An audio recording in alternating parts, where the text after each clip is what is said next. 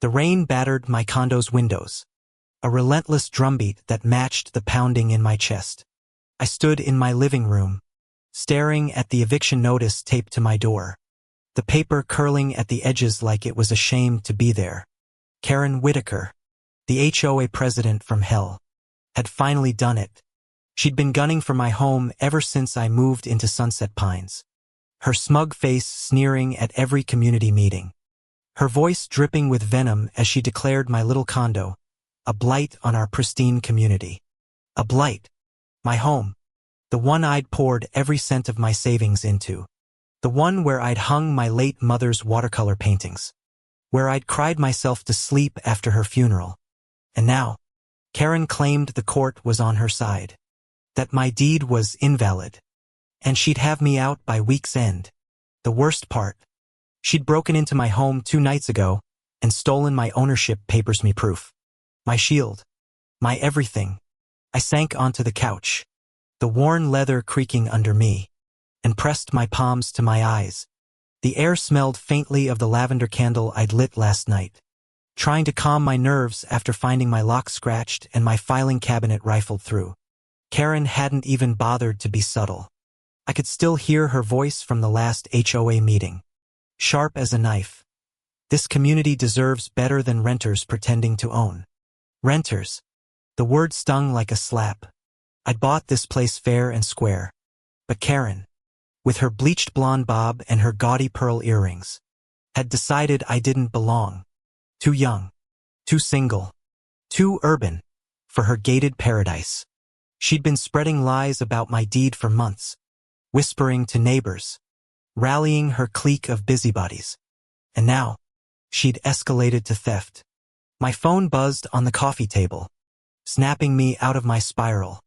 It was a text from Javier, the maintenance guy who'd become my unexpected ally in this war. Meet me at the clubhouse. Got something you need to see. I hesitated, my thumb hovering over the screen. Javier was a wildcard quit, with a crooked smile and eyes that seemed to see through people.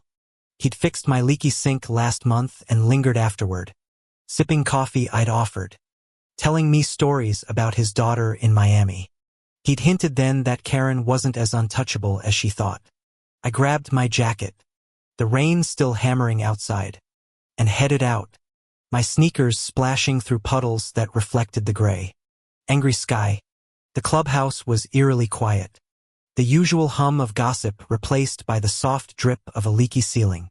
Javier was waiting by the bulletin board, his work boots scuffed, his hands stuffed in his pockets. "You look like hell, Lena," he said, his voice low but warm. I forced a laugh, but it came out more like a choke. "Feel like it too." He glanced around, then pulled out his phone and showed me a grainy video. My breath caught.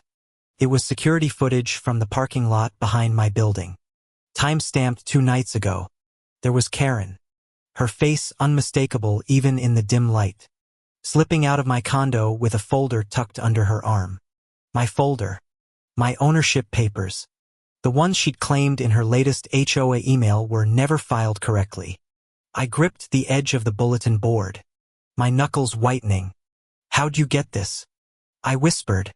Javier's eyes darkened. "Let's just say the security guy owes me a favor. But Lena, this isn't all. Karen's been meeting with some lawyer in town. I heard her bragging about it at the pool yesterday. She's got a plan to flip your condo for profit once she gets you out." The room spun. Flip my condo. My home. With its creaky floors and the balcony where I'd watched 100 sunsets. Rage boiled up, hot and sharp. But beneath it was something colder fear. Karen wasn't just a bully. She was a predator. I thought of my mother's paintings. The way the light caught the blues and greens. The way they made this place feel like mine. I couldn't lose them. I couldn't lose her again. "What do I do?" I asked, my voice cracking. Javier leaned closer, his breath smelling faintly of mint gum. "You fight, Lena, but you fight smart. I know someone who can help."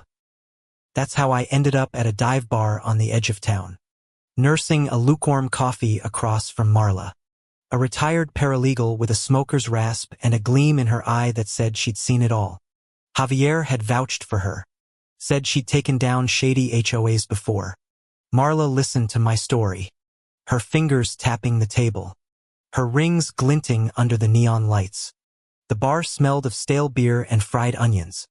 And the jukebox played a mournful country tune that made my chest ache. Karen's not new to this, Marla said, scribbling notes on a napkin. She's pulled this stunt before. Forged documents. Intimidated owners. Flipped properties. But she's sloppy. That video is gold. We just need to catch her in the act. Make it undeniable. She slid the napkin toward me, her handwriting sharp and precise. Here's what you're gonna do. The plan was risky, but it was all I had. Marla coached me to file an emergency injunction to stall the eviction, using the security footage as evidence of Karen's break-in. Meanwhile, Javier would keep an eye on her, tail her to any shady meetings. I spent the next 2 days in a haze. My stomach knotted, my sleep broken by nightmares of losing everything. I kept the lavender candle burning, its flicker a small rebellion against the chaos. Every creak of the floorboards made me jump, expecting Karen to barge in again. I called my best friend, Tara, and spilled everything, my voice shaking as I told her how Karen had smirked at me in the mailbox room yesterday, like she'd already won. Tara's silence on the other end was heavy. Then she said, "Lena, you're tougher than this.